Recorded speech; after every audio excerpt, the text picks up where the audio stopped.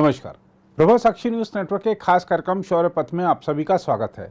इस सप्ताह बात करेंगे कश्मीर में माहौल बिगाड़ने की सीमा पार से चल रही साजिशों की, रूस यूक्रेन युद्ध के ताज़ा हालात की, ब्रिटेन की एक रिपोर्ट में इस्लामी आतंकवाद से उपजी चुनौतियों पर चिंता जताने की, पाकिस्तान में टीटीपी के बढ़ते हमलों की और अमेरिका चीन रिश्तों की। इन सब मुद्दों पर हमारे साथ बातचीत के लिए हमेशा की तरह मौजूद हैं ब्रिगेडियर श्री DS त्रिपाठी जी, सेवानिवृत्त। सर, कार्यक्रम में बहुत बहुत स्वागत है आपका। और बात सर कश्मीर से ही शुरू करते हैं। हमने देखा कि अब 5 अगस्त को वहाँ पर जो हमने अनुच्छेद 370 हटाया था उसकी सालगिरह है।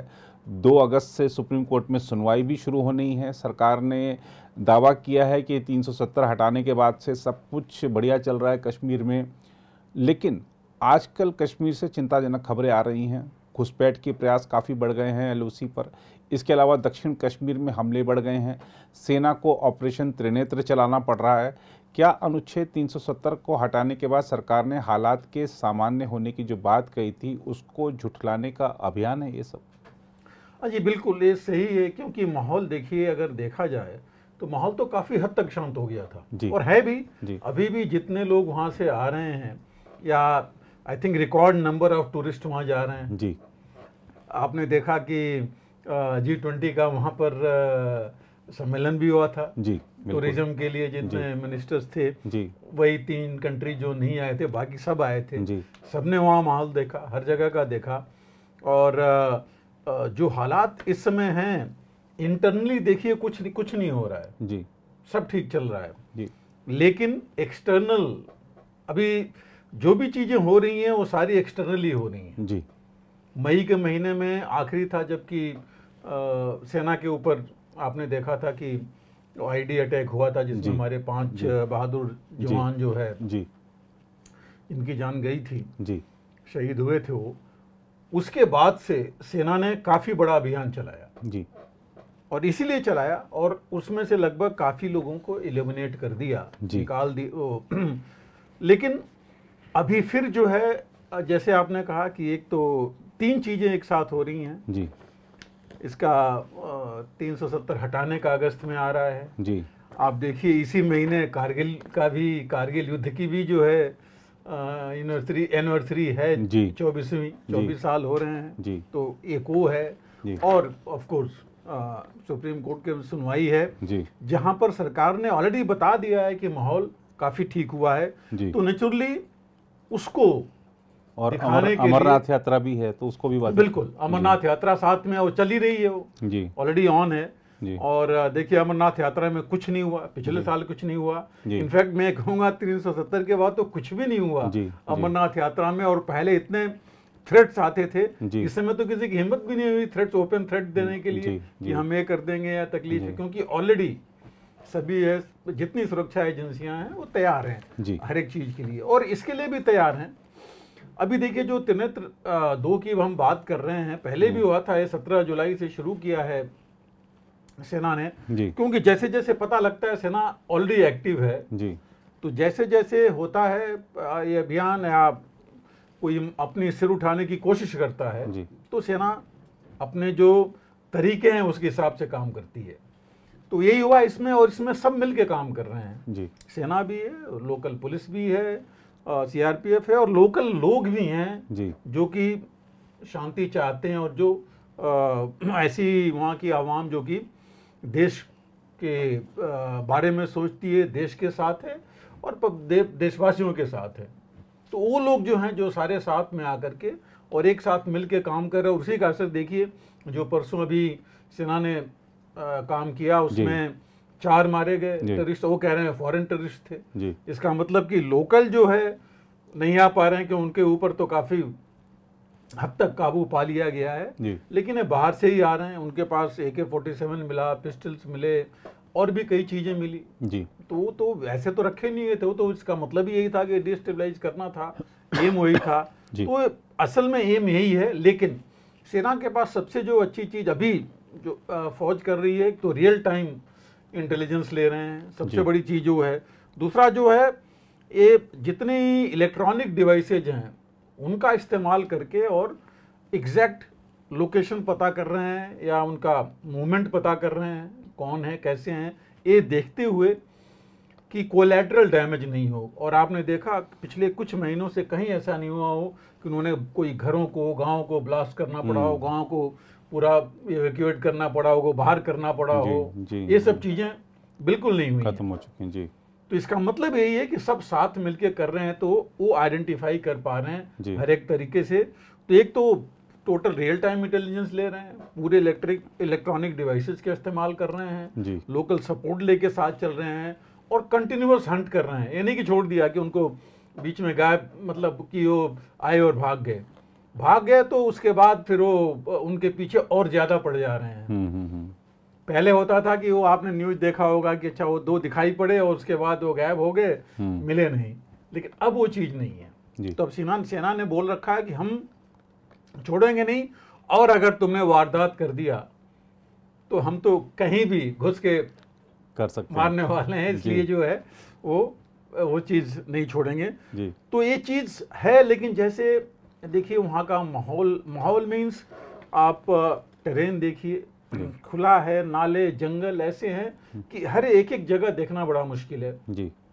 और पहले भी हम लोगों ने बात किया था कि हमारे यहाँ ये सोचा जाता है कि जितनी ज़्यादा आर्मी होगी मतलब उतना वहाँ नुकसान था, बल्कि जब आर्मी थी तो चीज़ें तभी तो कंट्रोल हुई जी। ये तो आपको पता ही है क्या माहौल था। जैसे जैसे हमने कम करना शुरू किया फिर ये चीज़ें बढ़ती गई जी। तो हमको ये देखना पड़ेगा कि हम उन इलाकों में, अब जैसे ये इलाका कौन सा है, सुरनकोट का इलाका है जी, पुंछ और राजौरी के बीच में, पुंछ के नज़दीक है और आईबी से मतलब एलसी से नज़दीकी है। और सुरनकोट का इलाका देखिए बहुत पहले से नोन था जी, कि वो इलाका, आज से नहीं, मैं बहुत पहले की बात कर रहा हूँ, तब से पता था कि ये इलाका जो है थोड़ा सा एंटी, मैं कहूँगा देश के एंटी इंडिया जो है, वहाँ पर कुछ एलिमेंट्स हैं, वहाँ पर रहते हैं। तो अभी तक हमें उन पर ज़्यादा नज़र रखनी ही चाहिए ऐसी जगहों को। और आजकल का जो हम, जैसे मैंने कहा कि हमारे पास ह्यूमन इंटेलिजेंस है, इलेक्ट्रॉनिक इंटेलिजेंस है, इनको अच्छी तरह मिला करके, और ये ज़रूरी है देखना।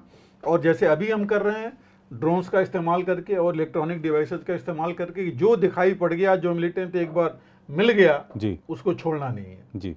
और वही चीज़ इन्होंने की और कर रहे हैं। तो एक बहुत अच्छी चीज़ है, सिनर्जाइज करके कर रहे हैं। और इन इलाकों में जैसे आपने कहा, बिल्कुल कुछ इलाके हैं गिने चुने हैं, और मैं कहूँगा कि इन इलाकों में बल्कि प्रेजेंस हमें और बढ़ानी चाहिए अपनी जी, जिससे कि ये हम जब जानते हैं कि इस इलाके में इस तरह की वारदात होती हैं, लोग आते हैं, तो और ज़्यादा नज़र रखी जाए जी। और मुझे पूरी वो है कि वहाँ के भी लोग हैं जो लोकल, कुछ होंगे, मैं नहीं कहूँगा, कुछ होंगे जो कि ये विचार लेके चल रहे होंगे, या आप एंटी, मैं सिर्फ इंडिया नहीं कहूँगा वो और भी इन्फ्लुएंस लेके चल रहे होंगे, चाहे वो धार्मिक अपना है या दूसरे देश का, दूसरा देश तो पड़ोसी देश है जहाँ से ही इन लोगों को लॉजिस्टिक्स हमारे यहाँ मिल पा रही हैं जी। तो उनके बरखिलाफ आकर के या प्रलोभन लेकर के, तो ऐसे में तो कुछ लोग होंगे, लेकिन इन लोगों को भी आइडेंटिफाई करना बहुत जरूरी है जी। और ये कहना कि कभी ना कभी कि भाई 1-2 बार आपको समझा दिया, बता दिया, उसके बावजूद अगर इसमें वो संलग्न होते हैं तो वो भी एंटी नेशनल ही उनको मानना चाहिए, बिल्कुल, और वही कार्रवाई उनके ऊपर होना चाहिए जी। तो मुझे पूरी उम्मीद है कि जिस तरह सेना लगी है, ये जो माहौल है जो बिगाड़ने की कोशिश हो रही है, माहौल तो ठीक है, ये बिगाड़ने की कोशिश हो रही है सिर्फ इन्हीं चीज़ों से जी। तो वो चीज़ जो है, और दूसरी बात यह है कि जो लोग हैं जिनको शायद ये लोग दिखाना चाहते हैं, उन लोगों को चाहिए कि वहाँ जा करके देखें जी, चाहे वो कोर्ट है, चाहे वो मीडिया है, चाहे जो भी लोग हैं, एक बार अगर खुद जा करके और देखेंगे, उनको खुद ही पता लग जाएगा कि क्या माहौल है जी। और छिट-फुट घटनाएं तो कुछ ना कुछ हर जगह हो रही है दुनिया में, आप देखिए जी। कोई ऐसा देश नहीं है, चाहे इंग्लैंड से लेके यूएस से लेकर के, कल देखिए यूएस प्रेसिडेंट ने खुद अपने यहाँ क्या बोला था कि उनके हर जगह फायरिंग हो रही है जी। कोई महीना नहीं, आज तक देख लीजिए पिछले 10 सालों में कोई महीना नहीं है जहाँ की अमेरिका में फायरिंग ना हुई हो, कुछ लोग मरे नहीं हो। बिल्कुल, यूके में क्या हो रहा है आप देख लीजिए। तो उससे हमारी हालत तो फिर भी हम काफ़ी ठीक हैं, और ठीक इस हिसाब से हैं जो पहले थे और जिस तरह की फोर्सेज हमारे अगेंस्ट हैं जी, अपने देश में और बाहर से भी आ रही हैं जी बिल्कुल। तो इसके हिसाब से देखा जाए तो माहौल काफ़ी ठीक है और हमें बल्कि अपनी सेना और जो हमारे सिक्योरिटी फोर्सेज हैं उनकी इस हिसाब से और मनोबल बढ़ाना चाहिए उनकी, और अगर मैं कहूँगा जहाँ प्रेजेंस चाहिए प्रेजेंस ही बढ़ानी चाहिए, जिससे जितने लोग भी डिस्टेबलाइज करना चाहें वो आगे हिम्मत नहीं कर पाए करने की। और जो माकूम जवाब दिया है सेना ने पहले ही, अभी सेना हमारी देती रहेगी, पूरी कैपेबल है जी। और मुझे नहीं लगता कि लोग माहौल बिगाड़ पाएंगे। हालांकि हमारे जो पड़ोसी देश है उसने तो कर ही रखा है, उसका तो एम ही वही है जी कि हम अपनी इंस्टेबिलिटी जो है वो नहीं देख करके इनको डिस्टेबलाइज करें। जी बिल्कुल। सर, हमारे दर्शकों का जो एक सवाल रहता है और ख़ास तौर पर उनकी एक ये जिज्ञासा भी रहती है कि जो शौर्य पथ कार्यक्रम में सर कब आएंगे और हम कब उनसे रशिया यूक्रेन के बारे में जो ताज़ा हालात हैं वो जानेंगे। तो हमारा जो दूसरा सवाल है वो भी रूस यूक्रेन युद्ध के ताज़ा हालात को लेकर ही है आपसे। एक तो ताज़ा हालात पर सर बताइए कि अभी कौन आगे बढ़ा, कौन पीछे हटा। दूसरा, ग्रेन डील जो रद्द हुई है उसका क्या असर पड़ने वाला है वैश्विक पर भी। और दूसरा, एक चीज़ और मैंने आज ही पढ़ी कि जो वैगनर आर्मी है उसका अब इस युद्ध में कोई रोल नहीं रह गया है, इसमें कहाँ तक सच्चाई है? बिल्कुल नीरज जी, देखिए आज की तारीख में जो आपने कहा सिर्फ 4 चीज़ें रह गई हैं रूस यूक्रेन के बीच में जी। उन 4 चीज़ों में सबसे पहली जो इम्पोर्टेंट चीज़ जो आपने बताया ग्रेन डील है जी, जिसके ऊपर दुनिया देख रही है, कोई लड़ाई नहीं देख रहा है, वो देख रही है। दूसरी चीज जो आपने वैगनर ग्रुप की बात की जो वो चल रही है। तीसरी चीज है रशिया का जो अटैक है जी, मिसाइल और ड्रोन अटैक जी, वो चालू ही है जी, परसों ही आपने देखा क्या हुई जी। और तीसरी जो सो कॉल्ड काउंटर ऑफेंसिव जो हम कहते हैं यूक्रेन की, वो। तो ये 4 चीजें हैं जो मेन वो हैं। और सबसे बड़ा मुद्दा है आज की तारीख में जो चल रहा है वो ग्रेन डील का ही है। ग्रेन डील देखिए, आपको याद हो जब लड़ाई शुरू हुई थी 2022 में फरवरी में जब शुरू हुआ था तो रशिया ने ब्लॉकेट कर दिया था ब्लैक सी का, और ब्लैक सी में से मैक्सिमम ग्रेन जो है वर्ल्ड में सबसे ज़्यादा तो जा ही रहा था यहीं से यूक्रेन और रूस से जी। और उसमें 3-4 चीज़ें मेन हैं, एक सनफ्लावर का है, मेज़ है मक्के का, वीट और बार्ली, ये मेन जो जाते थे। और रशिया से फर्टिलाइजर और ग्रेन दोनों, और यूक्रेन से मैक्सिमम ग्रेन था। और उस समय तकरीबन 20 मिलियन टन्स जो है वो फूड ग्रेन उसी में रह गया था लड़ाई के टाइम ब्लैक सी में, जो कि रशिया ने ब्लॉकेट कर दिया था जी। और उसके बाद काफ़ी मशक्क़त के बाद आपको पता है ग्रीन डील हुई थी जी। यूएन ने ब्रोकर करके, यूएन और टर्की ने मिल करके, एक्चुअली टर्की ने बातचीत करके और उनके बीच बचाव से ये डील आई थी। क्योंकि उस समय जब ये हुआ था, जब ये ब्लॉकेट हो गया था तो दुनिया में कई गुना बढ़ गए थे जी अनाज के दाम, हर जगह बढ़ गए थे। ऑफकोर्स भारत बचा रहा था जी। पूरे यूरोपियन यूनियन में आपको पता है सारी महंगाई बढ़ गई, कितना बुरा हाल हुआ था ग्रेन डील से, ग्रेन्स नहीं पहुंचने की वजह से जी। और अफ्रीकन कंट्रीज का और जो मिडिल ईस्ट हैं या सेंट्रल एशियन रिपब्लिक्स, उनका आपको पता ही है कि अफ्रीका खास करके जो पूरा डिपेंडेंट रहता था इसके ऊपर, तो ये एक बहुत बड़ा इम्पैक्ट था इस लड़ाई का जी। यूक्रेन रशिया को छोड़ के बाकियों के ऊपर जी।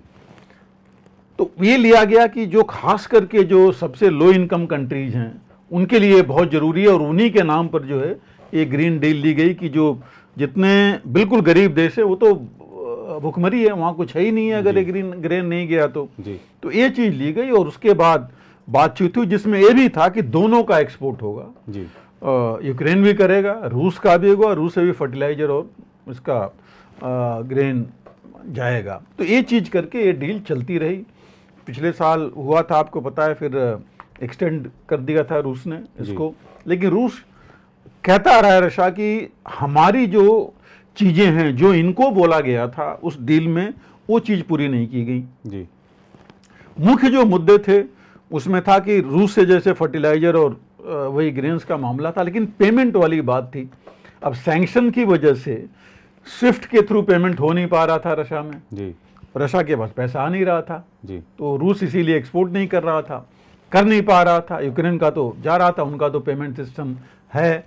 तो यूएन ने बीच में वो किया था कि ठीक है, अगर ऐसी सिचुएशन है तो आप जो है और मीडिया कर लीजिए। जैसे उन्होंने ऑप्शन जो दिया था, एक था कि अमेरिकन बैंक जेपी मॉर्गन के थ्रू कर लीजिए, या उन्होंने बोला अफ्रीकन एक्सपोर्ट इंपोर्ट बैंक है उसके थ्रू कर लीजिए। तो ऐसे करके ये लोग जो है उसको चल रहे, लेकिन वो सिस्टम, चूंकि नया सिस्टम तो प्लेस कर नहीं पाएंगे, अब समय लगता है, कई और चीज़ें लगती हैं। तो रशिया ने कहा कि इस समय तो हमें पॉसिबल नहीं है, ना हो पाएगा। तो ना कहा आप स्विफ्ट में दोबारा हमें जो सैंक्शन लगाया है उसको बंद कीजिए और हम स्विफ्ट के थ्रू करेंगे सारा। तो वो चीज़ नहीं हो पाई जी। हालांकि एक्सपोर्ट्स चलते रहे और रशिया ने भी चलने दिया काफ़ी हद तक, और ब्लैक सी से ही चलते रहे।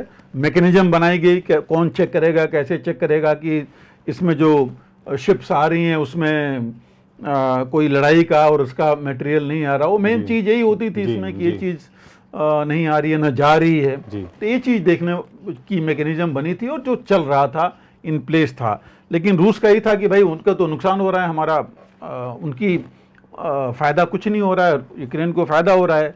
दूसरी बात जो एक और आई थी कि जो एक्सपोर्ट्स हुए थे इनसे यूक्रेन से फूड ग्रेन्स का जाना तो चाहिए था जो सबसे गरीब देश हैं जी। लेकिन देखा गया कि 46% एक्सपोर्ट्स जो हैं हाई इनकम कंट्रीज को हुए थे जी। स्पेन, नीदरलैंड और यूरोपियन यूनियन के कई कंट्रीज थे जिनको हुए थे। करीब 27% जो एक्सपोर्ट्स थे वो गए थे मिडिल इनकम वालों को जी। और मिडिल इनकम में है जैसे चीन है और टर्की खुद है और कुछ और ऐसे मिडिल ईस्ट और बाकी कंट्रीज हैं। और सिर्फ 26% जो है ग्रेन गया था अफ्रीका और बाकी कंट्रीज में, जो जिसे हम कहते हैं लो इनकम या पुअर कंट्रीज। तो रशिया का एक ये भी पॉइंट था कि इसका फ़ायदा तो हो रहा है जो मेन कंट्रीज हैं नाटो और बाकी कंट्रीज को हो रहा है जी। जिनके लिए इंटेंडेड था, जिसके लिए ये डील हुई थी, उनको तो फ़ायदा हो नहीं रहा है जी। और फैक्ट भी आप देखिए, अफ्रीका का तो वही बुरा हाल है इसके मामले में। तो ये चीज़ें लेकर के रूस ने अभी जो है कुछ दिन पहले उसने कहा कि हम जो है इससे बाहर हो जाएंगे और हम जो है कोई सिक्योरिटी नहीं लेंगे इसका, जो भी शिप्स आ रही हैं जा रही हैं यहाँ पर इस ब्लैक सी के थ्रू। और आपने देखा ओडेसा को उसने इनफैक्ट 3 दिन पहले ही काफ़ी उसने मिसाइल्स डाली वहाँ पर मिकोलोव और बाकी इलाकों में, जहाँ पर कि मैक्सिमम तो इनके जो कहते हैं कि ग्रेन स्टोरेज था और ओपन मार्केट था वहाँ का, उस पर सबसे ज़्यादा डैमेज हुआ है जी। तो ये चीज़ लेकर के जो मेन इसमें चीज़ नहीं है इससे फ़र्क बहुत पड़ा है। इनफैक्ट डील से पहले प्राइसेस बहुत हाई हो गई थी और जो ही डील हो गई थी लास्ट ईयर 20% प्राइस सीधा इंटरनेशनल मार्केट में गिर गई थी। और अभी जो है फिर ये प्राइसें जो हैं बढ़ने वाली हैं, बढ़ी गई हैं जब तक इन्होंने बताया है। और रशिया जो है इसके साथ ही रशिया अभी बात कर रहा है टर्की से कि कैसे इनके एक्सपोर्ट जो हैं ये बाईपास करके उधर से हो कि ग्रेन्स जाता रहे, क्योंकि काफ़ी सस्ता है ग्रेन और फर्टिलाइज़र दोनों। इंडिया भी बल्कि फर्टिलाइज़र लेता है रूस से। यूरोपियन कंट्रीज जो हैं नाटो और अमेरिका एक कह रहे हैं कि ये जो है अमेरिका तो कम, यूरोपियन कंट्रीज का मेन वो है कि ग्रेन बाई जो पोलैंड के जो पोर्ट्स हैं ब्लैक सी में उसके थ्रू हो जी, या रोमानिया के जो सी पोर्ट्स हैं, कॉन्स्टेंटा करके एक सी पोर्ट है, वहाँ से किया जाए। और ग्रेन जो है पोलैंड यूक्रेन से बाई रोड और बाई रेल भेजा जाए। लेकिन प्रॉब्लम सबसे बड़ी है, दो है सबसे ज़्यादा। वो प्रॉब्लम ये है कि इतनी कैपेसिटी नहीं है जो एग्जिस्टिंग रेल है नेटवर्क एंड जो रोड नेटवर्क है यूक्रेन टू पोलैंड कि वो संभाल सके इतना ज़्यादा जी, कि जितना ग्रेन एक्सपोर्ट होगा वो जा सके। वो अभी पॉसिबल नहीं है इस हालात में। रोमानिया से तो और ज़्यादा पॉसिबल नहीं है, पोलैंड से वो है। और दूसरी सबसे बड़ी जो चीज़ है, पोलैंड ले लीजिए आप, रोमानिया ले लीजिए, स्लोवाकिया, ये जितने देश हैं उधर के आसपास के, उनमें इतना ग्रेन पहुंच चुका है यूक्रेन का, जो कि बाहर नहीं गया है वहां से जी, वो पड़ा हुआ है उनके मार्केट में जी। उसकी वजह से इनके खुद के जो एग्रीकल्चरल प्रोडक्ट्स हैं उनके प्राइसेस क्रैश हो गए हैं जी। अगर आपको याद हो, पिछले महीने पोलैंड ने ये बोला था कि हम यूक्रेन से अब कोई ग्रेन नहीं लेंगे, जो कि यूक्रेन को काफी धक्का लगा था, क्योंकि उनके खुद के फार्मर्स जो एजिटेट कर रहे हैं वहां पर पोलैंड में कि प्राइसेज बिल्कुल, चूंकि आ गया है मार्केट में, बाहर जा नहीं रहा है तो क्रैश हो रही है प्राइसेस। और ग्रेन तो ऐसा नहीं कि पड़ा रहेगा, वो तो मार्केट में आएगा ही। तो ये सब हालात जो हैं हो गए हैं वहां पर, जो कि बहुत प्रेशर डाल रहे हैं। तीसरी आप आइए वर्ल्ड मार्केट में कि और कौन है जी, और किसको फायदा हो रहा है एक्सपोर्ट करने के लिए। अमेरिका, मैक्सिको, अर्जेंटीना, इन तीनों के पास ये आप मेज मतलब मक्का लीजिए, व्हीट लीजिए, और बाकी भी कुछ और हैं जो कि सब इधर इनके पास हैं। पाम ऑयल जो है ऑस्ट्रेलिया और इंडोनेशिया से आ ही रहा है जी।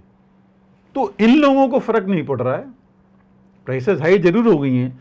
तो बात वहीं क्यों ये रहेगी कि जिसके लिए ग्रेन्स चाहिए, नीचे जो सो कॉल्ड लो इनकम या बाकी कंट्रीज हैं उनका जो है कोई नहीं सोच रहा है उनके पास कैसे पहुंचेगा, और ये अपनी बनाए जाएंगे हर एक में। आप अमेरिका का देखिए, उनके वो लेकर के बहुतों में उनका एक्सपोर्ट्स बहुत हो रहा है फूड ग्रेन्स का, जिस प्राइस पर वो चाहते हैं उस पर हो रहा है।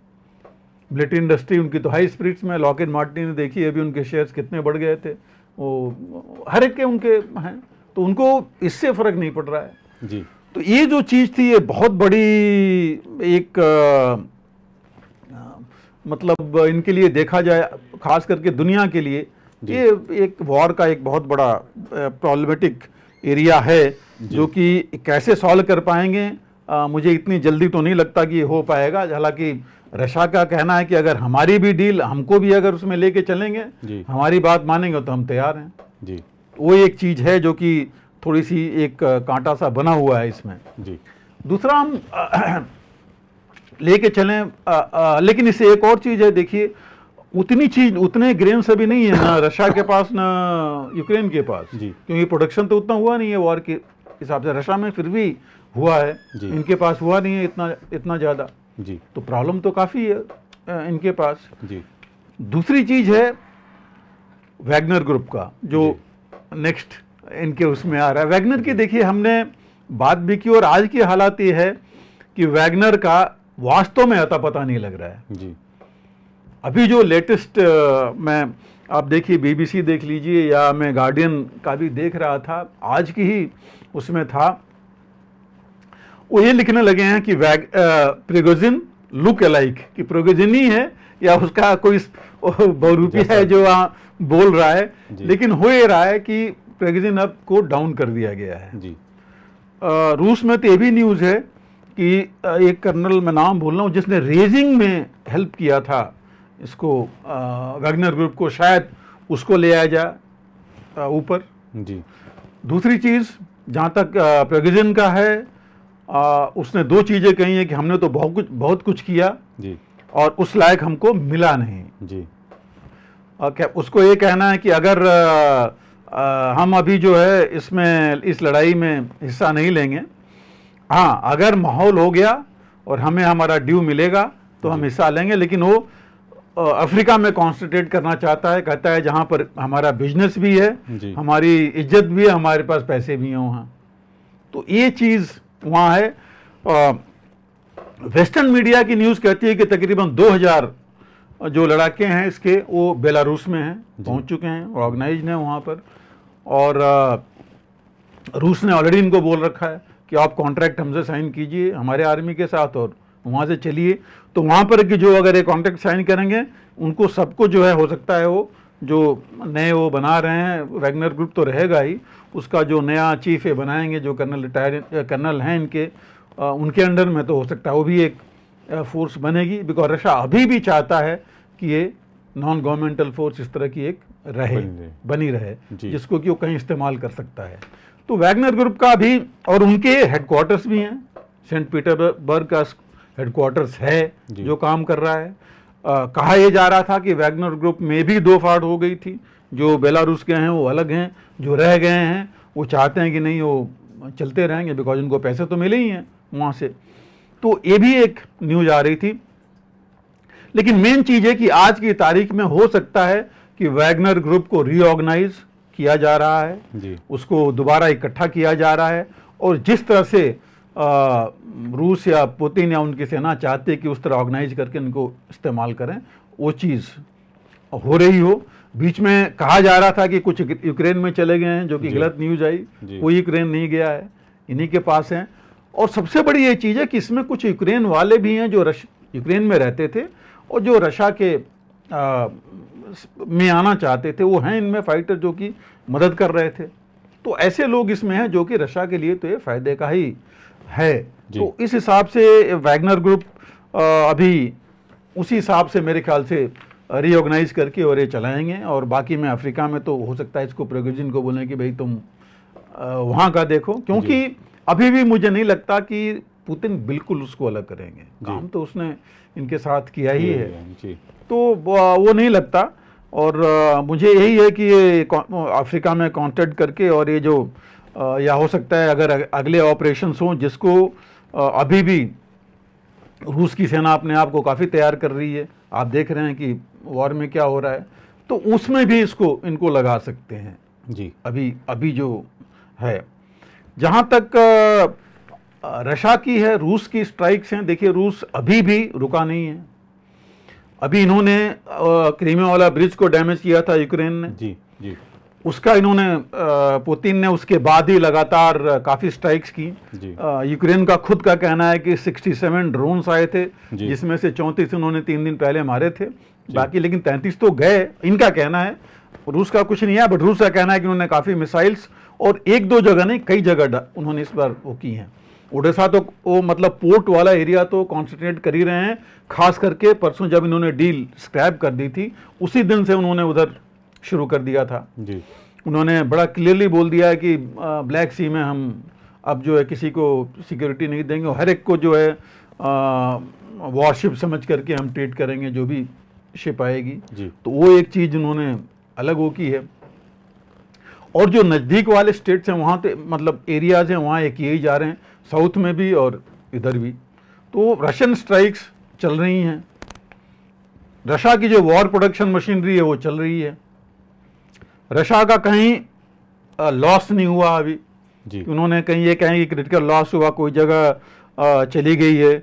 और लगभग मैं ये कहूँगा कि रूस तो अपनी उन्होंने जो स्टैंड ऑफ अटैक्स थी आर्टिलरी की या मिसाइल्स की, उसको उन्होंने लगभग डबल कर दिया है जी। जिस हिसाब से इनका है, तो ये जो चीज़ जो है बल्कि बढ़ गई है। और इन्होंने एक और किया है रूस ने, अभी उन्होंने मैक्सिमम एज जो मोबिलाइजेशन के लिए रखा था अपने नागरिकों का, पहले 65 साल था, बढ़ा के 70 साल तक कर दिया है कि 70 तक आपको मोबिलाइज कर सकते हैं। जिस तरह से आपकी कैपेबिलिटी है उस हिसाब से वॉर लाइन में इस्तेमाल करने के लिए। तो इससे नहीं लगता कि रूस पीछे है। जहाँ तक यूक्रेन का सवाल है, यूक्रेन की 1 महीने हो गए तकरीबन काउंटर जो ऑफेंसिव उन्होंने बोला था, जून में उन्होंने बिलेटेड शुरू किया था कि सारा हथियार नाटो का आ जाएगा, सब आ जाएगा, मिसाइल से लेके गन से लेके अम्यूनिशन, लेकिन ग्राउंड पर कुछ नहीं हो रहा है जी। लड़ाई जो भी अभी भी चल रही है वो बखमूद के इलाके में चल रही है, जहाँ पर कि किसी को कोई खास लेना देना नहीं है। रूस को जो है कि रूस अब इससे पीछे नहीं हट सकता जी। और लड़ाई इसलिए नहीं आगे बढ़ रही है अगेन कि यूक्रेन को मालूम ही नहीं है कि जहाँ वो जा रहे हैं वहाँ उनको या तो माइंस मिल रही हैं या उनको रशियन बंकर्स मिल रहे हैं उसके अंदर जो रूस के सैनिक हैं जिसको ये लोग हटा नहीं पा रहे हैं जी। तो ये जो है अभी वहीं पर रह गया। इनफैक्ट आप देखिए यूएस के चीफ ऑफ स्टाफ जो जनरल मार्क मिली ने वो दिया है, उन्होंने कहा कि रशियन काउंटर ऑफेंसिव रुका नहीं है लेकिन बहुत समय लगेगा जी। उन्होंने यहाँ तक बोला था एक बार कि काफ़ी ब्लड लेगा जी। और काफ़ी वेपन्स एडमिशन लेगा जी। तो मतलब ये तो बड़ा क्लियर है अभी कि यूक्रेन इस हालात में नहीं है कि उसके पास जो अभी आर्म्स एम्यूनिशन और उसके फौज है उसके साथ हो मुकाबला कर पाए। तो ये सिचुएशन अभी तक चल रही है। तो और इस वजह से मुझे नहीं लगता कि कुछ भी अभी, इसीलिए मैंने कहा कि दो जो मेन चीजें दुनिया देख रही है वो आई थिंक वॉर से हट करके वो ग्रेन डील देख रहे हैं और ये वैगनर ग्रुप की तरफ देख रहे हैं कि कहाँ पर कैसे है। यहाँ तक बीच में ये भी हुआ था कि इंग्लैंड की, यूके की जो इंटेलिजेंस एजेंसीज हैं उन्होंने रूस के जो पुराने इंटेलिजेंस एजेंट्स थे उनको यहाँ तक बोला था कि आप आइए हमारे साथ मिलकर काम कीजिए। मतलब ये हो रहा है कि शायद पूरी इंटेलिजेंस रशिया की अब जो है इनको मिल नहीं पा रही है जी। तभी उन्होंने, नहीं तो अभी तक तो 2 साल में उन्होंने कभी नहीं कहा जी। वो बल्कि आंख रखे हुए थे, नजर रखे हुए थे कि कौन कौन इनके स्पाइज हैं उनके ऊपर। तो ये जो एक नई चीज है इस बीच में आई है जी। इसके अंदर जी। और लेटेस्ट ये था कि देखिए G20 की अभी जो फाइनेंस मिनिस्टर और बैंक्स के चीफ की मीटिंग हुई थी उसमें भी इसके ऊपर एक मत नहीं हुआ, इसलिए कोई स्टेटमेंट इसमें नहीं आया है जी जी जी। बिल्कुल सर, ब्रिटेन में आई एक रिपोर्ट में कहा गया है कि घरेलू आतंक को लेकर प्राथमिक चुनौती इस्लामी आतंकवाद से है। हाल में फ्रांस का उदाहरण सबके सामने है, इसे कैसे देखते हैं? जी, बहुत बड़ी चीज है जो आप कह रहे हैं। ये इंग्लैंड की होम सेक्रेटरी ने अपनी रिपोर्ट दी है जी। और इनकी एक रिपोर्ट है जो 5 साल की काउंटर टेररिज्म रिपोर्ट है 2018 से लेकर के 23 की, जो 5 साल में रिपोर्ट बनाते हैं। तो ये जो उन्होंने अब जो अपनी स्ट्रेटजी बनाई है इसी के ऊपर बेस की है, जिसको कंटेस्ट 2023 स्ट्रेटजी का नाम दिया है। बट इसमें किया क्या इन्होंने, जिस वजह से गए हैं, इनका ये कहना है कि टेररिज्म ऑन द राइज है, बढ़ रही है। और जो अभी के हालात हैं उसमें जो है इन्होंने कहा कि अल कायदा और ISIS जी, इनका रिसर्जेंस हो रहा है, मतलब वो दोबारा उभर रहे हैं जी। ऑलरेडी हैं, मरे नहीं हैं, गायब नहीं हुए हैं जी, उभर रहे हैं जी और उभरेंगे। और उन्होंने ये समझिए कि उन्होंने बाकी देशों को नहीं, अपना स्पेसिफिक करके, चूंकि स्ट्रेटजी उन्होंने अपनी की है तो अपने बारे में बताया है जी। तो इसका मतलब आप समझ सकते हैं कि उनको कितना बड़ा डर है। डर क्या, मैं कह रहा हूँ थ्रेट है जी इससे, और इस थ्रेट के लिए अपने आप को तैयार कर रहे हैं जी। और उन्होंने जो एनालाइज किया है पिछले 5 सालों का, उसमें उन्होंने बोला है कि जो 9 उन्होंने बोला कि मेजर टेरर अटैक्स हुए थे जी, जो कि टेररिस्ट अटैक्स थे जी, टेरर रिलेटेड अटैक्स थे। उसमें 6 लोग मरे थे, 20 तकरीबन इंजर्ड हुए थे। और उन्होंने ये कहा था कि 39 प्लॉट्स, टेरर प्लॉट्स, जो सिक्योरिटी एजेंसीज हैं और उन्होंने मिल करके उसको रोक दिया था होने से उस पर।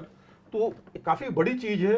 आप, मैं इसलिए कह रहा हूँ बड़ी चीज़ है उनके लिए, कंट्री की साइज देखते हुए जी। हम नंबर्स तो उसी के हिसाब से होंगे कि कितने हो रहे हैं। तो ये देख करके बहुत बड़ी चीज़ें जो इन्होंने, और काफ़ी इन्होंने ड्यू एनालिसिस की है, काफ़ी 70 पेज की इन्होंने रिपोर्ट आई है जो उन्होंने दिया है। और उसमें उन्होंने दिया है, उन्होंने कहा कि ये जो टेरर ग्रुप्स भी हैं अब नई स्ट्रेटजी ला रहे हैं। ये नहीं होता कि बड़ा टेरर ग्रुप बना करके काम करो, ISIS या अलकायदा वगैरह छोटे छोटे ग्रुप्स बना दे रहे हैं या सब ग्रुप बना दे रहे हैं जी। उससे उनको ये फायदा हो रहा है कि वो बहुत ज़्यादा, बहुत बड़ा कोई स्ट्रक्चर बनाने की जरूरत नहीं है जी, छोटे छोटे बना दिए।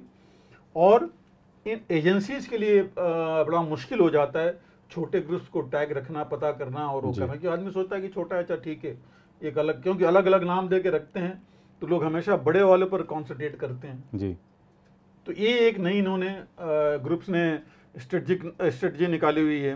तो इन स्मॉल ग्रुप जो हैं, छोटे ग्रुप से, वो कह रहे हैं कि उनको थ्रेट ज़्यादा है।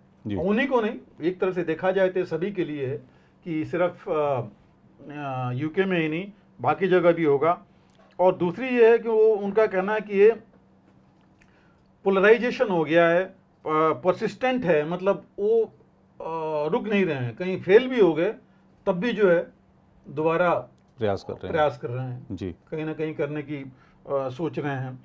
दूसरा जो है, उन्होंने बड़ी क्लियरली बोला है कि जो इस्लामिस्ट जो टेररिस्ट हैं उनका जो है खतरा है जी। और ये जो आइडियोलॉजी लेके चल रहे हैं, जो आइडियोलॉजी उनको बहुत ज़्यादा मतलब धार्मिक कट्टरता के हिसाब से लेके चल रहे हैं। और धार्मिक कट्टरता और सिर्फ धर्म के बारे में तो फिर भी ठीक है जी। ये जो कट्टरता लेके चल रहे हैं वो कह रहे हैं कि दूसरे जो लोग हैं उनको जो है खत्म करो, अपना वो लगाओ जी, चलाओ। वो जो चीज है वो कह रहे हैं कि ये जो है ये मानसिकता जो है सबसे बड़ी है जो कि नुकसानदेह सबके लिए है। तो वो एक उन्होंने ये चीज दी है। और उन्होंने एक और बोला है कि जो रेडिकलाइजेशन करने वाले हैं ऐसे यूथ काफी मिल जा रहे हैं इनको जी, जो कि किसी न किसी रूप में उनको प्रॉब्लम है जी।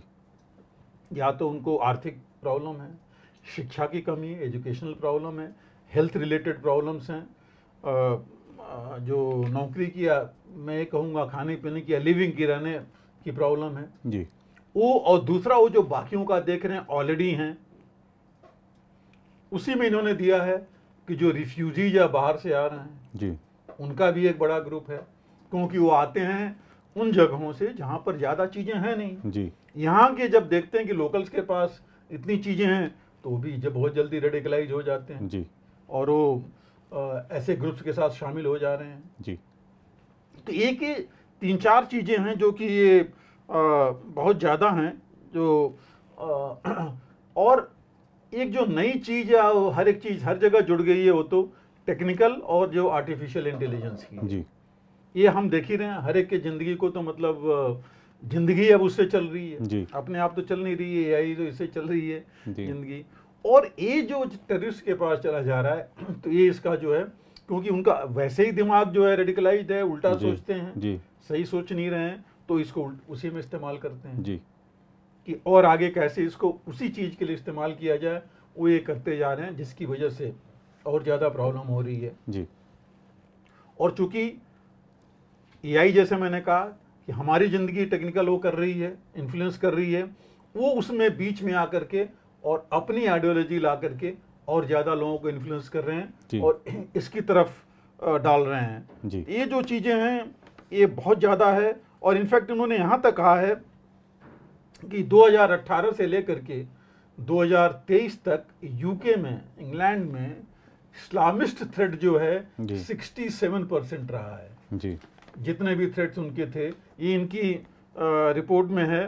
और उसमें जो मतलब जो भी मिलिटेंट्स भी या जो भी टेररिस्ट पकड़े गए हैं उसमें भी इन्होंने कहा है कि ये जो है तकरीबन हो रहे हैं, और जो कस्टडी में भी लिए गए हैं उसमें 64% ये हैं जी। तो आप समझ सकते हैं कि उन्होंने कितना बड़ा थ्रेट इसमें है। और इसके अलावा उन्होंने बोले कि राइट विंग भी वाले भी हैं, एक्सट्रीम राइट विंग वाले हैं तकरीबन 22%, एक्सट्रीम राइट विंग वाले भी उसमें रहे हैं इसमें।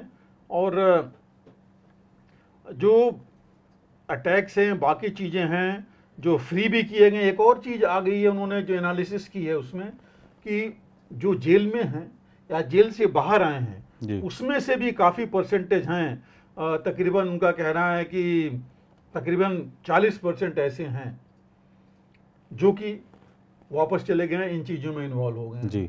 तो एक वो भी देखा जाए थ्रेट है जी कि या तो हमारा सिस्टम में कहीं ना कहीं कमी है कि दोबारा रिलीज होके आ रहे हैं और उसमें जा रहे हैं, और काफ़ी बड़ा नंबर है 40% अगर जा रहे हैं। उन्होंने जहाँ तक मेरा ख्याल उनका जो लिखा हुआ है वो है कि 4 out of 9, तो तकरीबन 36-40% हो गया जो कि ये लोग बाहर आ रहे हैं, वो भी वापस जा रहे हैं।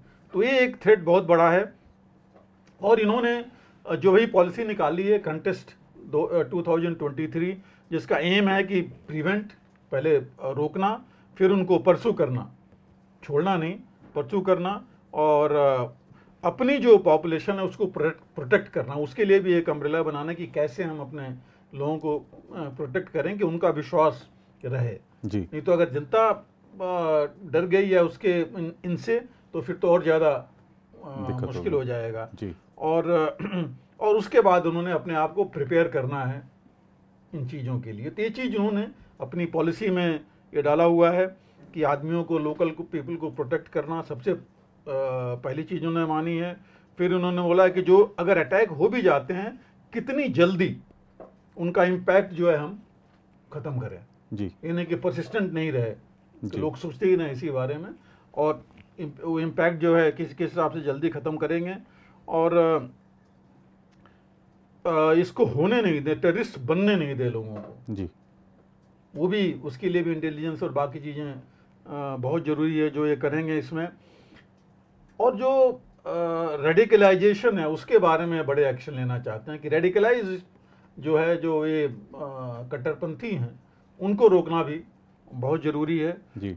और उन्होंने रेडिकल्स को खास करके उनको डिटेक्ट करना और उनको न्यूट्रलाइज करना, ये बहुत ज़रूरी है जी। और उनका ये भी है कि अपना health care system, education system, बाकी चीज़ों की भी वो करो, और जस्टिस डिलीवरी सिस्टम और रिफॉर्मेशन जी, उन दोनों को एक कंबाइन करना चाहते हैं कि जस्टिस सही मिले, टाइम से मिले जी, और ये नहीं कि बहुत ढीला ढाला रवैया अपनाया जाए उसके लिए जी। और जो जेल से बाहर आ रहे हैं उनको जो है डी रेडिकलाइज किया जाए, रिफॉर्म किया जाए, या तो प्रिजन में ही या बाहर आने के बाद, जैसे भी है, सो दैट इसके हिसाब से करेंगे। और प्लस ये बाकी कंट्री जितने हैं नेचुरली उनके साथ कोऑपरेट करके, खास करके इन्होंने जोर दिया है यूरोपियन यूनियन के कंट्रीज 9 जो इनके ज़्यादा वो हैं और अमेरिका के साथ मिल करके, सो दैट आगे जो है ये चीज़ें रिपीट नहीं हो पाए इनकी। तो ये फोकस देखा जाए तो अगर पूरी थीम है वो इस्लामिस्ट टेररिज्म तो है जिसके ऊपर की फोकस है। बिल्कुल सर। पाकिस्तान में आतंकी हमले बढ़े तो उसकी सेना ने कह दिया कि पड़ोसी देश में टीटीपी को आधुनिक हथियार मिलना आतंकी हमलों में वृद्धि की एक वजह है। क्या आपको लगता है कि सीमा पार से आतंकवाद को शह मिलने का मतलब पाकिस्तान को समझ आ गया है? साथ ही पाकिस्तान को जिस तरह से कर्ज पर कर्ज आसानी से मिलता जा रहा है उसको कैसे देखते हैं? ये पाकिस्तान का तो हमने देखा कि हमने पहले ही वो किया था कि पाकिस्तान खुद पाकिस्तान का सबसे बड़ा दुश्मन है जी, क्योंकि जिस आइडियोलॉजी लेके वो चले थे वो तो उस पर रह ही नहीं पाए जी, और उसी की वजह से इनका रेडिकलाइजेशन बढ़ता रहा जी। जिन टेररिस्ट को आज ये ब्लेम कर रहे हैं जी, जिस पड़ोसी कंट्री का इन्होंने हिंट किया, अफगानिस्तान का, जी, एक्चुअली देखा जाए जी, तो उसी को तो ये लेकर के चल रहा है इतने सालों से। जी, पिछले 20 सालों से 25 सालों में इन्होंने अमेरिका से पता नहीं अरबों डॉलर लिए जी, इसी के लिए, जी, बढ़ाया फला फुला, इसी तालिबान को इन्होंने बढ़ाया, जी, इसी टीटीपी जिसको कि आज ये बैन करना चाहते हैं, जिससे लड़ रहे हैं जी, इसको इन्होंने ही शह दी थी जी, 2007 में इसको इन्होंने ही उठाया था और टीटीपी इन्होंने बनाई थी इसलिए कि टीटीपी जितनी भी इस्लामिक जो ये जिहादी ग्रुप्स हैं या टेररिस्ट तो ये बोलते नहीं हैं, तो ये जिहादी कहते हैं, जो ग्रुप्स हैं उनको लेकर के इकट्ठा किया जाए टीटीपी के बैनर में और इनको आगे चला दिया जाए। तो टीटीपी भी तालिबान के ही उसमें चलती रही। जब 20 साल हुआ तो 20 साल तक तो एक साथ ही रहे वो, तो उनमें तो एकजुटता आपस में है जी। अब जब उन्होंने तालिबान उधर चली गई, टीटीपी यहाँ रहेगी, तो टीटीपी को तो अपना इलाका चाहिए था और तब तक टीटीपी भी इतनी वो भी ट्रेनिंग और हथियार के मुकाबले में बढ़ चुकी थी जी। तो उसने भी अपना इन्फ्लुएंस बढ़ाना शुरू किया और उसने अपनी एक्टिविटीज शुरू कर दी। जो फाटा है उनका फेडरल एडमिनिस्ट्रेटर जो एरिया था जी। जो नेफा हम पहले बोलते थे, वो वाला इलाका, और फिर बलूचिस्तान तक पहुंच गया। वो धीरे धीरे और आगे बढ़ते गए, मेनलैंड में भी आ गए। आपने पता है कि हार्बर्स पर अटैक किया था, एपीएस में जो उनका स्कूल पर अटैक हुआ था कराची में, और एयरपोर्ट पर अटैक हुए थे जी। फिर ये टोटली अनहैप्पी हैं बेल्ट और रोड इनिशिएटिव से, सीपीसी जो कॉरिडोर बन रहा है जी। उस पर भी इन्होंने, इनका काफ़ी वो था, वहाँ भी इन्होंने उसके ऊपर अटैक किया था, जो चाइनीज आपको पता है कि मारे गए थे। और यहाँ तक था कि चाइना ने बल्कि रोक दिया था, उन्होंने बोला था कि हम इसको रोक देंगे, और चाइना ने ये भी बोला था कि हम अपनी सिक्योरिटी कंपनीज ले आएंगे जो कि हमारे इसको सिक्योर करेगी। वो एक और ज़्यादा मुश्किल हो जाता जी पाकिस्तान के लिए। तो ये कुछ चीज़ें थी जो कि इन्होंने खुद बढ़ाया है पाकिस्तान ने। इनको इन जितने भी ग्रुप्स हैं जिनको भी देखिए, अगर अब आप 2022 में देखिए, 2021 में ही बल्कि इनके अगेंस्ट हो गए थे, 20 में इनके आपस में काफ़ी कुछ हो गया था पाकिस्तान में टीटीपी और आर्मी के बीच में जी। 2021 में उन्होंने शायद 2016 में इन्होंने आर्मी ने इनके अगेंस्ट काफ़ी कुछ एक्शन किया था जी। और 1 साल में उन्होंने बोला कि हमने टेररिस्ट ख़त्म कर दिया और उसमें 500 इनके पाकिस्तानी सोल्जर्स और इन्होंने कहा था कि 3000 करीब मिलिटेंट्स मारे गए हैं जी। लेकिन उसके बावजूद देखिए 2018 के बाद फिर जो है शुरू हो गया था टीटीपी का। 2021 में इनके जो पिछले प्रधानमंत्री थे उनका तो आजकल कहीं नाम नहीं आ रहा है। इमरान खान ने कोशिश की थी इनसे हाथ मिलाने की जी। लेकिन वो बात बन नहीं पाई, चली नहीं। और आज की डेट में देखा जाए टीटीपी का, तो इसमें कोई शक नहीं है कि उसको पूरी छत्र छाया मिली हुई है तालिबान की। अफगानिस्तान में इनके बेसेज हैं, सब कुछ इनको नेचुरली जब साथ थे तो वहाँ से मिला हुआ है। और इसी बीच में अगर आप देखें तो पाकिस्तान और तालिबान की भी नहीं बनी जी।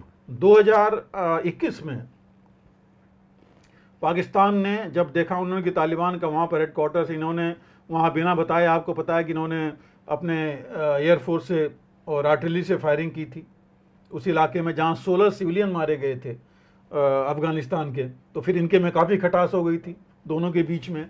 वहाँ से भी कुछ आर्टिलरी शेलिंग हुई थी जो कि किसी तरह इन्होंने रोका था कि बात आगे नहीं बढ़े। तो बात यहाँ तक पहुँच गई है टेररिस्ट रिलेटेड एक्टिविटीज़ में ही। तो इन्होंने, ये तो मैं कहूँगा कि इनका होम ग्रोन है जी। इन्होंने ही उगाया है उसको जी। उसी को उन्होंने पाला पोसा है, पानी दिया है और आगे बढ़ाया है जी। तो ये अब इनका ये कहना कि पड़ोसी देश से मिल रहे हैं, भाई पड़ोसी देश को भी तो आपने ही दिया था जी। और आप, अमेरिका कह रहा है कि इन्होंने हमें बेवकूफ़ बनाया कि हमसे पैसे लेते रहे और हमें इतनी मदद नहीं दी कि हमें वहाँ फिर से तालिबान को दे करके और हमें छोड़ करके आना पड़ा। तो ये चीज़ें हैं जो कि अब इनके ऊपर क्या कहा जाए। हम यही कहें कि सद्बुद्धि मिले तब तो समझेंगे। लेकिन एक, हम जैसे मैंने पहले भी कहा था कि हम ये चाहेंगे कि हम पाकिस्तान हमारा पड़ोसी देश से स्टेबल रहे जी। स्टेबल नहीं होगा तो फिर प्रॉब्लम हमको ही आएगी जी। अगर बांग्लादेश जैसे हालात हो जाएंगे तो फिर प्रॉब्लम तो आएगी ही, हमको ही वो करना पड़ेगा, दूसरे देश ज़्यादा वो नहीं करेंगे। तो इसलिए ये थोड़ा, और इसमें एक ही चीज़ नहीं है वही कि रेडिकलाइजेशन है, इस्लामिक वो है। आप देख रहे हैं इस्लामिक जो मेंटेलिटी है, रेडिकलाइजेशन कितना ज़्यादा है, मंदिर गिराए जा रहे हैं जी, कन्वर्जन कितना किया जा रहा है, वो चीज़ नहीं आ रही है सामने जी। और इन्हीं के साथ नहीं, सिर्फ हिंदूज के साथ नहीं, आप देखिए क्रिश्चियंस के साथ भी है, ये चीज़ें वहाँ आ रही हैं। दूसरी चीज़ देखिए इकॉनमी की कितना बुरा हाल है जी। इन्फ्लेशन कहाँ तक पहुँच गया है। जो पाकिस्तानी रुपया पहले इनका 85-90 रुपये में डॉलर था, अब 280-85 हो गया है जी। ये हालत है। तो और डेट आप देख ही रहे हैं लगातार बढ़ता जा रहा है। तो इस सिचुएशन में जी इनके पास कुछ है ही नहीं जी। और जनता क्या करेगी फिर, अगर कुछ देंगे नहीं तो क्या करेगी। बिल्कुल।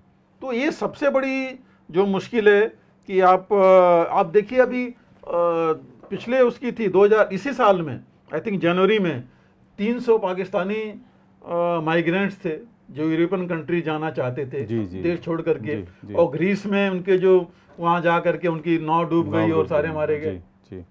तो ये सारे भाग रहे हैं बाहर देश के कि वहाँ पर हो। और वहाँ पर सबसे बड़ी मुश्किल है, सिर्फ यही कमजोर तबका नहीं भाग रहा है, पैसे वाला भी बाहर भाग रहे हैं जी। यहाँ पर हो करके वो भी बाहर भाग रहे हैं। तो मुश्किल ये है कि इकॉनमी तो इनको बढ़ नहीं रही है। दूसरी चीज क्लाइमेट चेंज का इफेक्ट हुआ है। आप देखिए रिकॉर्ड बारिश में क्या तहस नहस हुआ था इनका जी। पिछले 2 सालों में अर्थक्वेक ने जी। और बारिश ने कितनी बड़ी तबाही मचाई थी यहाँ पर। तो ये सब चीजें हैं जो कि ये इनके ऊपर बहुत ज्यादा असर डाल रही है और उसके ऊपर ये ध्यान न दे करके अभी भी टेररिज्म पर ही चले जा रहे हैं देख करके, जिनको साथ में लेके जा रहे हैं। और ये दूसरी चीज़ है कि देखिए इनका जो इकोनॉमी की हम बात करते हैं, डेट ऑब्लिगेशन देखिए 2022-23 में $5.5 ट्रिलियन के ऊपर तकरीबन पहुंच गया है जी। 126 बिलियन डॉलर तो अभी है जो कि इन्होंने हर जगह से ले रखा है जी। और जिसमें कहा जा रहा है कि 40% तो सिर्फ चीन का है जी। चीन, सऊदी अरेबिया, यही तो मैक्सिमम इनके कटोरे में डालने वाले थे जी। सऊदी अरेबिया तो 1900 मैं कह रहा हूँ इंडिपेंडेंस से पहले से इनको देता रहा है जी। जिन्ना के कहने से अगर आप रिकॉर्ड में जाएं तो मेरे ख्याल से 1943-44 से ही इनको पैसे देता रहा है जी। तब से लेकर के वो इनको अभी तक देता आ रहा है। तो अभी ये हालत है इनकी कि इस हालत में ये करेंगे क्या। बेल्ट और रोड इनिशिएटिव जो कंप्लीट होनी थी 2013 से चल रही है, उसका कुछ हुआ नहीं। इंडिया ने तो ऑलरेडी ऑब्जेक्ट कर ही रखा है उसमें, उससे भी इनको इकोनॉमिक फायदा होना था, कुछ नहीं हुआ, कुछ नहीं बढ़ ही नहीं, आगे नुकसान हो रहा है, बल्कि इनका भी पैसा उसमें फंसा हुआ है जी। जो मिलना था वो भी नहीं मिल रहा है, कर्ज पर कर्ज ले जा रहे हैं। सबसे ज्यादा जो इनको पैसे देने वाले थे वो थे इनके फॉरेन से जो पैसे आते थे, जो पाकिस्तानी जाया तो वर्क फोर्स ही जाता था और सबसे ज्यादा एक्चुअली अभी भी सऊदी अरेबिया, क्योंकि इनके मैक्सिमम सऊदी अरेबिया में हैं। सऊदी अरेबिया इनको पैसा और भी इसलिए देता है कि वर्कर तो सारे वहां पर इनके हैं जी। उसके अलावा इनके राशन पानी वहां जाता है वहां, और डिफेंस के मामले में इन्हीं का वो है, इक्विपमेंट तो वो ले रखा है सऊदी अरेबिया ने, लेकिन उसकी जितनी भी चलाने वाले हैं इनके हैं। आपको याद होगा कुछ साल पहले इनके एक रिटायर्ड चीफ वहाँ गए थे जिनको कि उन्होंने लगाया था सिक्योरिटी में अपने इंस्टॉलेशंस की और उसकी, तो इसलिए सऊदी अरेबिया इनकी मदद करता रहा है इस वजह से। लेकिन वो भी अब उतनी खुले हाथ से नहीं कर रहा है जो पहले करता था। वो आपने देखा अभी भी IMF से जो डील हुई है, जो लास्ट 3 बिलियन का इनको मिला है, उसके लिए भी सऊदी ने पैसा दिया, जो एक कंडीशन थी IMF की उसके बाद। और फिर देखिए अगर लोन मिला भी है 3 या 4 साल तो ये लोग उसमें ग्रे लिस्ट में रहे हैं FATF की। ग्रे लिस्ट के बाद जब बाहर निकले फिर IMF की कंडीशंस थी जी। वो कंडीशंस इतनी पूरा करनी पड़ी, इन्हें इलेक्ट्रिसिटी का बिल रेज करना पड़ा, अपने फ्यूल प्राइसेस सारी रेज करनी पड़ी जी। बाकी कई चीजें इनको रेज करनी पड़ी जी। उसके बाद जा करके इनको जो है ये पैसा मिला, और पैसा भी मिलने से कोई खास फर्क नहीं पड़ रहा क्योंकि लोन का बोझ इनके ऊपर इतना पड़ा हुआ है। तो मुझे, और इन्होंने वर्ल्ड बैंक से ले रखा है, एशियन डेवलपमेंट बैंक से ले रखा है, IMF से ले रखा है जी। उसके अलावा जो चीन और मैंने कहा सऊदी अरेबिया और कुछ और कंट्रीज हैं वो हैं ही, टर्की से लेकर के प्राइवेट लोन भी, प्राइवेट प्लेसमेंट्स भी इनके काफ़ी हैं जी। तो मुश्किल ये है कि देश का एक्चुअली हाल जो है अभी आज की हालत में तो मतलब मैं कहूँगा बहुत ज़्यादा ही, इनफैक्ट इन्होंने जो है इवन वो जो आपको याद है पेरिस क्लब से भी इन्होंने पैसे ले रखे हैं तकरीबन 8-9 बिलियन डॉलर, जो कि शायद 1% की रेट पर है, 40 साल में देना है जी। पेरिस क्लब में जो 22 कंट्रीज हैं उनसे लोन ले रखा है, तो इतना ज्यादा तो इनके पास पड़ा हुआ है, कर्ज पर जा रहे हैं, अपने एयरपोर्ट से लेकर के कई चीजें जो है ये बेची हैं उन्होंने, जा रहे हैं बेचने। तो फिर मतलब हालत तो बुरी, और होगा किसका इम्पैक्ट तो आम आदमी पर ही होगा जी। तो बढ़ेगा क्या, टेररिज्म ही बढ़ेगी जी। जिसको ये कह रहे हैं कि सिर्फ पड़ोसी देश है, अगर पड़ोसी देश है तो आप भी तो कुछ कर सकते हैं बिल्कुल। अगर आपके इतने अच्छे हालात है तो क्यों नहीं उनसे मिलकर के बात करके आप चीजें ठीक कर रहे हैं जी। वो ये नहीं कर रहे हैं। तो ये जो चीजें हैं जो इकोनॉमी की भी हैं, इनको लोन भी जो मिल रहा है कह रहे हैं इनसे कोई खास फायदा तो हो नहीं रहा है जी। हाँ, लोगों के हालात में कुछ सुधार हो तब तो मैं कहूँगा कि फायदा हो, लेकिन वो चीज़ दिखाई नहीं पड़ रही है इनके में। तो ये लोन भी जो मिल रहा है वो मेरे ख्याल से सिर्फ इसलिए दिया जा रहा है कि कम से कम ये जिसे कहते हैं ना पानी के ऊपर सिर इनकी बाहर रहे जी। बाकी तो गर्दन तक तो डूबी गए हैं जी जी। वही एक है, वही है जी बिल्कुल सर। पूर्व अमेरिकी विदेश मंत्री हेनरी किसिंजर चीन के रक्षा मंत्री से मिलकर आए हैं। दूर दूर दिख रहे अमेरिका और चीन क्या पास आने की राह तलाश रहे हैं? अभी वित्त मंत्रियों का सम्मेलन था, उसमें भी मुलाकात हुई है। नीरज जी कहते हैं ना कि हिस्ट्री रिपीट्स इटसेल्फ जी, कहीं ना कहीं देखने को ही मिलता है जी। 1971 में हेनरी किसिंजर जब सेक्रेटरी ऑफ स्टेट थे जी, तो वो सीक्रेट विजिट पर गए थे चीन के जी। और वो सीक्रेट विजिट से जब आए किसी को पता नहीं था। वो सीक्रेट विजिट पर गए, as a secretary of state वहाँ थे, और जब लौट के आए उसके बाद रिचर्ड निक्सन जब उस समय प्रेसिडेंट थे अमेरिका के, तो उन्होंने चीन से अपने रिश्ते सुधारने शुरू किए थे जी। अब जो है हेनरी किसिंजर तकरीबन 100 साल के हो रहे हैं जी। तो सोचिए कि अभी हालांकि उनको ऑफिशियल उस पर नहीं है, आए हैं वहाँ जी, तो मतलब 80 वर्ष के विदन 100 वर्ष के किसिंजर, ये लोग मिल करके मतलब इनको भेजा गया कि आप संबंध सुधारिए। लेकिन देखिए, देखने वाली बात सबसे बड़ी ये है कि पिछले 2 महीनों में कितने लोग, सोचिए कि अमेरिका से विजिट किए जी। सेक्रेटरी ऑफ स्टेट ब्लिंकन गए जी, ट्रेजरी सेक्रेटरी उनकी गई जी, उन्होंने भी अभी गई थी वहाँ जी। जॉन केरी भी जिस समय मौजूद हैं वहाँ क्लाइमेट चेंज के ऊपर, जी जी जी, वो वहीं पर हैं जी। और यहाँ तक न्यूज़ थी पिछले महीने CIA चीफ बर्न्स भी एक सीक्रेट विजिट पर चाइना गए थे जी। तो इतने लोग, और इनफॉर्मल तो और लोग जा चुके हैं जी। चाइना से भी कोई नहीं गया। चाइनीज डिफेंस मिनिस्टर से मीटिंग करनी थी लेकिन उन्होंने किया नहीं। चाइनीज डिफेंस मिनिस्टर ने, जब ये आसियान के लिए गए हुए थे, इनके सेक्रेटरी ऑफ डिफेंस सेक्रेटरी इसके USA के जी, तो अमेरिका काफ़ी जोर शोर लगा के, मैं कहूँगा लगा हुआ है कि चाइना के साथ संबंध सुधारे जाएं जी। और सारी चीज़ देखी जाए तो कुल मिला करके वहीं आता है, ट्रेड और सिचुएशन के ऊपर कि क्या है। जो अभी विजिट थी इसी में आप देखिए, इनकी ली शांगला हैं डिफेंस मिनिस्ट्री की स्पोक्स पर्सन, उन्होंने जो है बोला है कि अभी तक जो वो थी चीन और अमेरिका के संबंध आपस में इसलिए नहीं सुधर रहे थे कि कुछ लोग थे अमेरिका में जो हाफवे भी नहीं आने दे रहे थे खुद को, अमेरिका को जी, कि संबंध सुधारने के लिए। और उन्होंने यहाँ तक कहा है कि अगर कुछ मुठभेड़ होती है इसमें अमेरिका और चीन के बीच में, तो किसी का फायदा नहीं होगा, दोनों का बहुत नुकसान होगा जी। तो मतलब दोनों चीजें चल रही है, और चीन ऐसे उस पर नहीं आ रहा है कि मैं रेड कारपेट ऐसे ही बिछा के आपको सब दे रहा हूँ जी जी।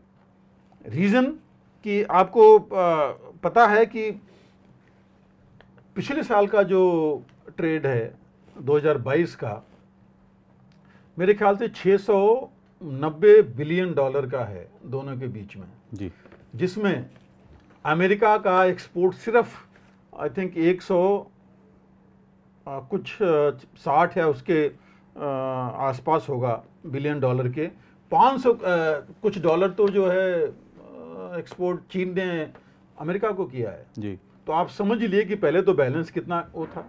और इसी वजह से दूसरी बात ये थी कि अमेरिका का चीन का बड़ा नॉर्मल था कि अमेरिकन कंपनीज का वो सामान लेकर के या वहाँ पर अपने लोगों को भेज करके वो टेक्नोलॉजी चुरा करके और खुद जो है प्रोडक्शन शुरू कर दिया था। और इसी वजह से इंटेलेक्चुअल प्रॉपर्टी राइट्स के नाम पर जी, और बैलेंस या जो पेमेंट्स था जो इनके फेवर में नहीं था, ट्रंप ने 2018 में बंद कर दिया था इनके साथ, काफ़ी रिस्ट्रिक्शंस लगा दिए थे जी।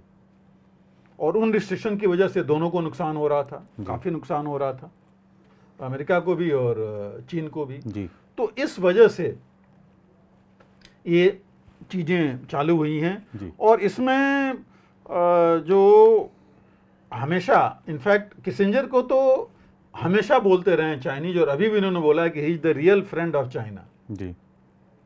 कि उन्होंने अभी भी वहाँ पर ये कहा जा रहा है कि संबंध सुधारने के लिए किसिंजर और रिचर्ड निक्सन जैसे लोग चाहिए जी। तो ये चीज़ लेके चल रहे हैं, और इसीलिए मेरे ख्याल से हेनरी किसिंजर को भेजा गया वहाँ कि अदरवाइज 100 साल की उम्र में अभी वो जा रहे हैं। और अभी नहीं, हेनरी किसिंजर जब से ट्रम्प के टाइम से बोलते आ रहे हैं कि चाइना से हमें संबंध खराब नहीं करने चाहिए जी, हमारे हित में नहीं है, वो पहले से बोलते आ रहे हैं जी। तो ये चीज़ें देख करके इनको वहाँ जाना पड़ा या भेजा गया है। तो ये तो मैं, जैसे मैंने कहा, बहुत हमेशा बोलते ही रहे हैं उसके बारे में। जहाँ तक इनका डिफेंस मिनिस्टर से मिले हैं, आसियान के टाइम उनके अमेरिका के डिफेंस सेक्रेटरी ने इच्छा जाहिर की थी इनके डिफेंस मिनिस्टर से मिलने के लिए, ली से, लेकिन ली नहीं मिले क्योंकि अमेरिका ने ली के अगेंस्ट सैंक्शंस लगा रखे हैं जी। क्योंकि 2018 में अमेरिका वहाँ से रूस से प्लेन फाइटर प्लेन्स वगैरह लेने के उसमें इन्वॉल्व थे, उन्होंने 2018 से सैंक्शन लगाया हुआ है, इस वजह से वो नहीं मिले और तैयार भी नहीं है मिलने के लिए जी। तो इनके बीच में ये इश्यूज हैं, लेकिन हर एक चीज़ जो है मिल करके इसी में आती है, वो है ट्रेड। और जो वहाँ तक इन्होंने बोला है, किसिंजर ने बोला है कि दोनों के रिलेशंस में चैलेंजेस और अपॉर्चुनिटीज दोनों आएंगी जी। तो हमको चैलेंजेस को दरकिनार करके अपॉर्चुनिटीज को देखना है जी। वो चीज़ लेकर के किसिंजर चल रहे हैं, और मुझे लग रहा है कि बिडेन एडमिनिस्ट्रेशन को भी वो इन्फ्लुएंस करेंगे इस चीज़ के लिए कि ये जो चीज़ें हैं वो पुरानी चीज़ें छोड़ करके और ये इसके ऊपर चलें। तो ये इतनी विजिट्स हो रही हैं विद इन 2-3 महीने के अंदर, तो आप समझ लिए कि नेचुरली काफ़ी जोर है दोनों कंट्रीज़ के एडमिनिस्ट्रेशन पर कि हम जो है अपने संबंध सुधारें। और ख़ास करके मुझे लग रहा है कि अमेरिका में एक थॉट प्रोसेस है कि चीन रूस की बहुत ज़्यादा मदद नहीं कर रहा है यूक्रेन की लड़ाई में। उनको लग रहा है कि जो चीज़ें हमने बोली है, चीन ने ओपनली कोई मदद नहीं की है, ना उतने सामान दे रहा है। इस वजह से थोड़ी इनके अंदर अमेरिका में भी है थोड़ा, जो कहते हैं कि कम वो है चीन के बारे में कि चीन हमारे उतना अगेंस्ट नहीं है और हम अपना नुकसान क्यों करें और अपने फ़ायदों को लेके चलें। तो इस चीज़ पर लेकर के आगे बढ़ रहे हैं। और मुझे लग रहा है कि चूँकि इलेक्शन टाइम है ही है अमेरिका में, तो सरप्राइजिंगली देखिए 2 साल पहले ही इलेक्शन की चीज़ें तैयारी शुरू हो जा रही हैं जी। अभी जो रिपोर्ट आ रही है कि बिडेन के जो कैंपेन्स हैं उन्होंने ऑलरेडी हाईएस्ट एवर फंड्स इकट्ठे कर रखे हैं जी। तो ये सब लोग चाहेंगे कि, और इकोनॉमिक और ट्रेड लॉबी का तो जोर होगा ही जी, बहुत ज़्यादा इसके ऊपर जी। तो वही लेके चल रहे हैं अपने इंटरेस्ट को, परमानेंट कोई एनमीज और वो नहीं है। हालांकि ये सब करने के बाद मुझे समझ में नहीं आ रहा है कि आगे ये लोग जो पैसिफिक वाला इंडो पैसिफिक लेके चल रहे हैं उसको लेके कैसे चलेंगे जी। क्योंकि इंडो पैसिफिक तो अमेरिका का ही हुआ है, सबसे ज़्यादा अमेरिका ही उसको थ्रेट मानता है जी जी। तो वो उसकी हालत क्या होगी कि उसने बाकी कंट्रीज को तो वहाँ रख दिया 6-7 को लेकर के इंडो पैसिफिक फोरम में, और खुद जो है चीन से सारे संबंध अपने ठीक कर रहा है जी जी। तो हमको भी इस बारे में थोड़ा सोच करके चलना पड़ेगा जी।